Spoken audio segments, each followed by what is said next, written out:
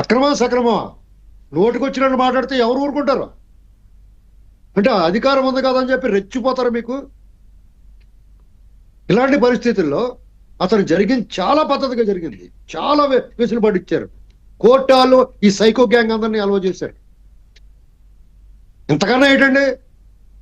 ఏం చేయాలి ఇంకా సక్రమం అంటేనే? కూర్చోబెట్టి ముద్దులు పెట్టుకుని అతనికి ఏమో గడ్డ కింద బెల్లం ముక్క పెట్టి తీసుకెళ్లాలా? రాజలాంఛనాలతో తీసుకెళ్లాలా? డోలు సన్నాయి మేళం పెట్టి? అయినా సరే నాకు సంతృప్తి లేదు ఈ ప్రభుత్వం మీద. ఎవరు ఎంత తప్పు చేశారో అంత కఠినమైన శిక్ష ఉండాలి. రెండో వాడు మళ్ళా అటువంటి మాటలు మాట్లాడాలంటే ఒళ్ళు దగ్గర పెట్టుకుని మాట్లాడాల.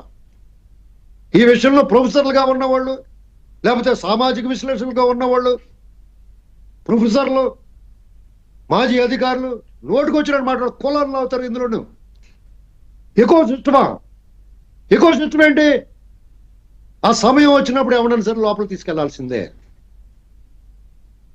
ఇంకా ఉన్నారు. ఇది మొదటి వికెట్ మాత్రమే.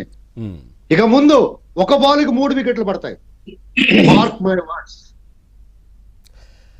Right sir.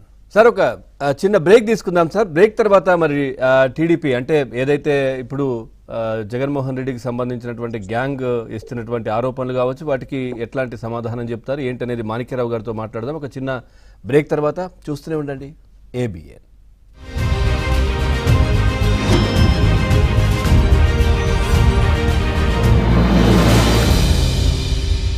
వల్లభనేని వంశీకి సంబంధించినటువంటి అంశం ఉదయం నుంచి కూడా మనం చూడొచ్చు. దాదాపుగా నిన్న రిమాండ్ రిపోర్టుకు సంబంధించి కూడా దాంట్లో ఏదైతే స్టేట్మెంట్ తీసుకునే సమయంలో కూడా పూర్తిగా 8 గంటల పాటు సుదీర్ఘంగా కూడా ఈ స్టేట్మెంట్ను రికార్డ్ చేసినటువంటి పరిస్థితి కనిపిస్తోంది. దాంట్లో ఏ ప్రశ్న అడిగినప్పటికీ కూడా నాకు తెలియదు, మర్చిపోయాను. అంటే గతంలో మనం చూడొచ్చు జగన్మోహన్ రెడ్డి ఆర్థిక నేరాలకు సంబంధించినటువంటి ఎంక్వైరీ సమయంలో కూడా ఆయన ఆఫీసర్స్ ముందు నాకు తెలియదు, మర్చిపోయాను. ఆ తర్వాత కూటమి ప్రభుత్వం అధికారంలోకి వచ్చిన తర్వాత గతంలో జగన్మోహన్ రెడ్డి అధికారంలో ఉన్నప్పుడు చేసినటువంటి అక్రమాలు, అరాచకాలు ఏవైతే ఉంటాయో ఆయన ప్రభుత్వంలో ఆయనకు సంబంధించిన అనుయాయులు వాళ్ళు అరెస్ట్ అయిన సమయంలో కూడా వాళ్ళను ప్రశ్నించిన సమయంలో కూడా నాకు తెలియదు, మర్చిపోయాను. అంటే పూర్తిగా వీళ్ళంతా ఈ విధంగానే చెప్తున్నటువంటి పరిస్థితి. నిన్న వల్లభనేని వంశీ కూడా అట్లాగే మాట్లాడినటువంటి పరిస్థితి కనిపించింది. తర్వాత వల్లభనేని వంశీ ఒక్క తప్పు నుంచి తప్పించుకునేందుకు మరో తప్పు చేశారా అన్న అంశం కూడా